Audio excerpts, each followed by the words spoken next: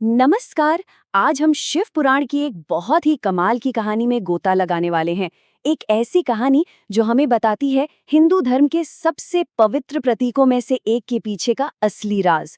तो चलिए इस ब्रह्मांडीय सफर की शुरुआत करते हैं। तो सवाल ये उठता है कि आखिर वो कौन सी कॉस्मिक राइवैलिटी थी, कौन सी ऐसी टक्कर थी जिसने दुनिया के सबसे पवित्र प्रतीकों में से एक को जन्म दिया। ये कहानी आप समझिए एक पहेली की तरह है जिसे आज हम मिलकर सुलझाने वाले हैं। तो होता यूं है कि इस पूरी कहानी की शुरुआत होती है एक बड़े गहरे सवाल से। एक ऐसा सवाल जो बहुत बहुत समय पहले कुछ ज्ञानी ऋषियों के मन में आया था। उन्होंने पूछा, हे महर्षि, आखिर ये शिवलिंग इतना महान क्यों है? मतलब इसका महत्व पूरे ब्रह्मांड से भी बढ़कर क्यों माना जाता है? और बस यही वो सवाल है जिसका जवाब हमें इस पूरी कहानी में मिलता है। अब कहानी में एंट्री होती है दो महाशक्तिशाली देवताओं की, और उनके बीच ना एक ऐसा टकराव शुरू होता है जो सच में पूरे ब्रह्मांड का इतिहास बदलने वाला था। एक तरफ थे ब्रह्मा जी, इस ब्रह्मांड के रचयिता, और दूसरी तरफ थे विष्णु जी, जो इस ब्रह्मांड के पालनाहार हैं। और इन दोनों के बीच इस बात पर बहस छिड़ गई कि भाई दोनों में से श्रेष्ठ कौन है। उनके इस अहंकार ने, आप कह सकते हैं, एक कॉस्मिक डेडलॉक पैदा कर दिया। और बस ठीक उसी पल जब उनका ये अहंकार से भरा झगड़ा अपने चरम पर था, देवताओं की उस बहस के बीच में कुछ ऐसा हुआ जिसकी किसी ने कल्पना तक नहीं की थी। उनके बीच में अचानक रोशनी का एक अंतहीन खंबा सा प्रकट हो गया। यही था ज्योतिर्लिंग, जो एकदम अचानक और बड़े ही रहस्यमयी ढंग से सामने आया। और जानते, इस स्तंभ की सबसे हैरान करने वाली बात क्या थी? इसका कोई ओर छोर नहीं था, कोई शुरुआत ही नहीं थी। मतलब आप पता ही नहीं लगा सकते थे कि ये शुरू कहाँ से हो रहा है। ये बस था, और ना ही इसका कोई अंत था। ये स्तंभ तो ब्रह्मांड की हदों के भी पार तक फैला हुआ था, और इसे देखकर दोनों देवता तो बस हैरान, एकदम दंग रह गए।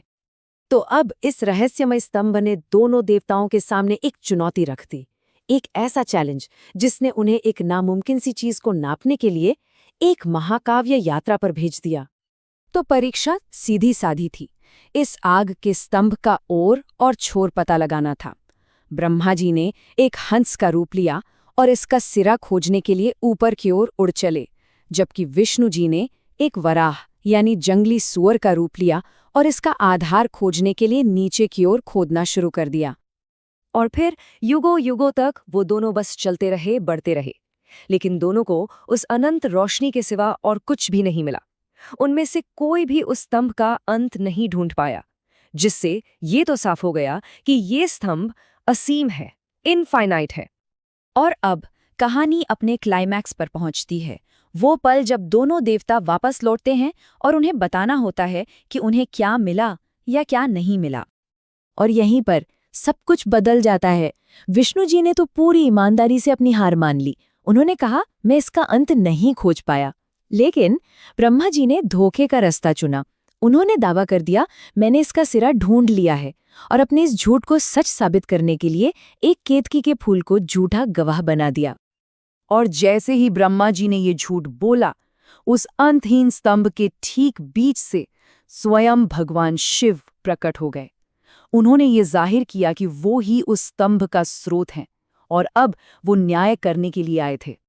भगवान शिव के सामने आते ही दोनों देवताओं के कर्मों का फल सामने आ गया, और साथ ही इस पूरी ब्रह्मांडीय घटना के पीछे का असली मतलब भी साफ हो गया।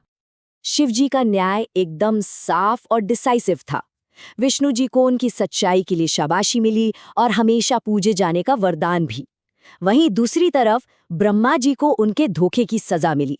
उन्हें श्राप मिला कि पृथ्वी पर कभी उनकी पूजा नहीं होगी, और बेचारा वो केतकी का फूल जो इस झूठ का हिस्सा बना, उसे भी शिव पूजा से हमेशा हमेशा के लिए बैन कर दिया गया।